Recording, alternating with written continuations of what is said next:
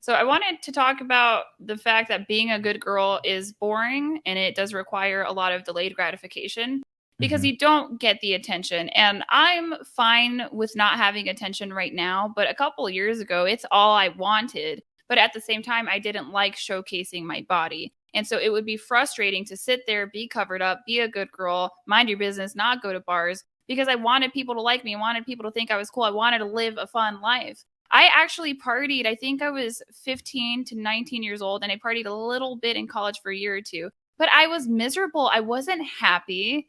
I was just drinking my life away for what? Because I thought that I had to party. I thought that being a young woman in America, that's what you're supposed to do so that you can have a good time with friends. At the same Hmm. time, being a good girl, it's like your friends don't want to go bowling with you. They don't want to go hiking with you. I just made girlfriends this year who would go hiking with me. That's how sad it is. These women Yeah. don't want to do anything but get drunk and chase dudes.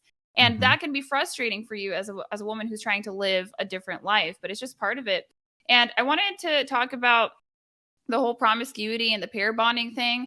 I think the problem more so is that the more men you sleep with, the more chances you have a higher chance of running into the guy that is the best sex of your life. Okay.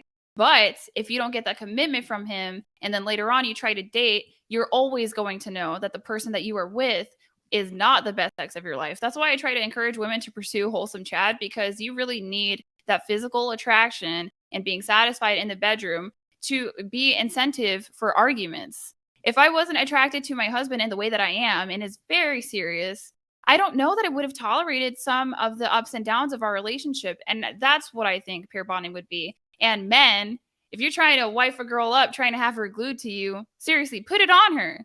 Put it on her. Because that is the biggest complaint I see from men. She's been ran through, blah, blah, blah. I'm like, look, man, you just got to throw it down. And if you can't, well, then that's on her. She's just going to have to die alone. Yeah. No, and that it's funny. I've had that happen before. I've dealt with a chick who because for me, look, straight up, I am not one of these guys who will fuck a girl for an hour straight. I'm in it for the orgasm. Like as soon as she gets her orgasm, I'm out. And I'm a businessman. I'm trying to make fucking hundreds of millions of dollars. I don't have time to sit there and pump away at some girl for an hour straight.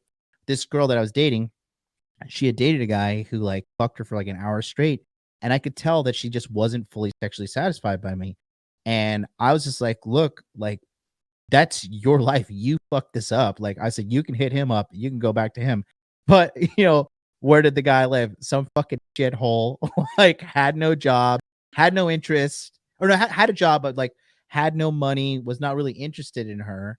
And it's just I'm just like, that's you when these girls alpha widow themselves. It's fantastic that you brought that up. That's the thing.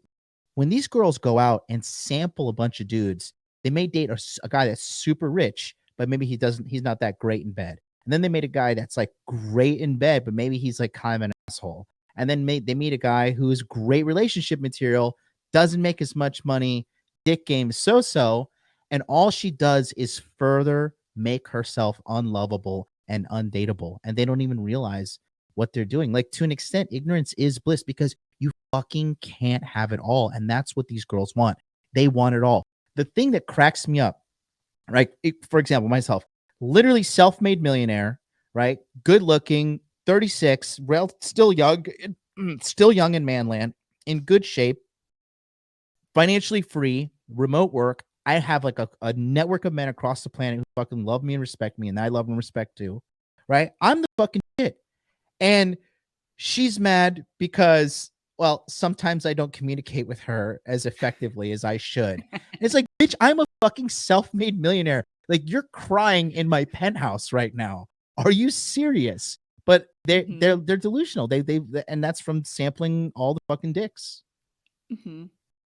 That I would say that's part of it. In terms of getting irritated about masculine men, my husband sometimes he talks to me like a man, and I'm just like, I can't take this harsh reality right now. Like, can you please? Like, I'm still a woman. I'm a smart woman. I am mostly rational, but still, can we be kind? But Yeah. that's just something that you work on back and forth.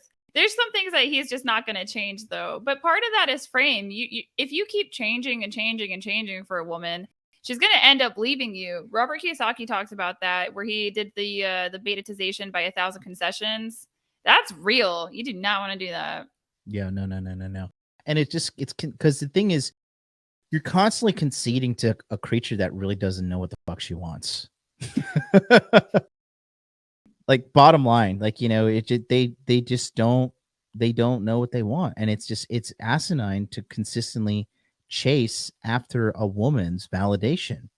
Like, guys are afraid to be like, no, fuck off, we're not going to do that, and that's just the way it is. I mean, it's because I don't want to do it. The girls, they think that they have to give the girls everything in the relationship. They have to give them everything they want, and if they don't, like, she's going to leave them. And like I said, it's just, it makes no sense. But I think, again, it all goes back to the household, the family. A lot of girls, I mean, you came from, like, you know what it's like to be in a chaotic Puerto Rican family, even if that mom and dad are home, right? And there's always some kind of fight or some kind of drama, or fucking Tito did this or TT did that, whatever, right? And there's always some kind of drama. So when they date a person, like, let's just say, like, they dated like a guy, like a regular white boy comes to, like, a regular normal white family, everybody's cool, everybody's chill, like, they get uncomfortable with the peace, and they need some drama, they need to stir up some shit. But that happens across all the races. So yeah, for guys, really, that's why I'm telling guys, like, you absolutely have to know how to manage a relationship and understand how to manage a woman, because a woman, in my opinion, does need to be managed to an extent. Like, I'm pretty sure you defer to your husband for a lot of things because you, quite frankly, don't know what to do. Am I right?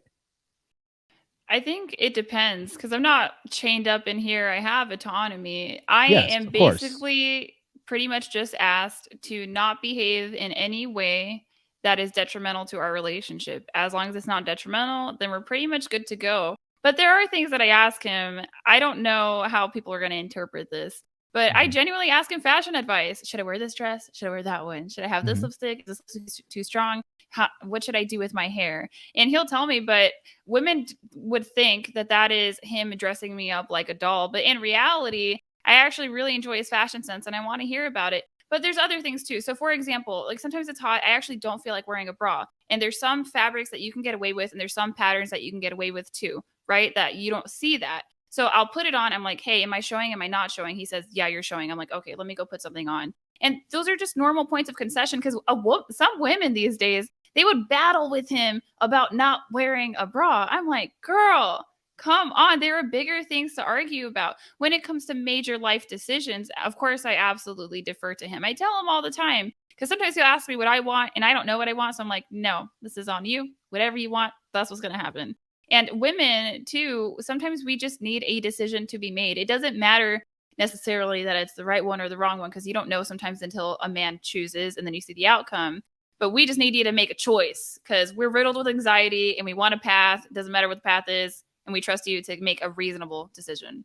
Right. And that's what I say. Like, sometimes if, like, I'm dealing with a girl or something, and they'll be like, trying to take the lead, I'm like, okay, how about this? You lead the relationship. Where are we going? Where are you going to take us?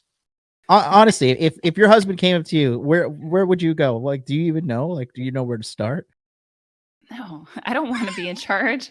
No way. I know I'm going to fumble the play. I fumbled it myself for many years. That's the thing, too, about a competent leader, is that he produces good results. That's why it's easy to submit to him.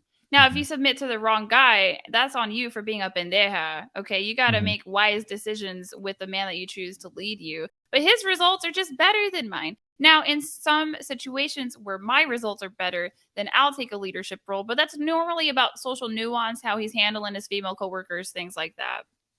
And stuff he'll typically ask you for. You wouldn't, like, Mm-hmm. interject and be like, hey, this is the way you need to do it, right?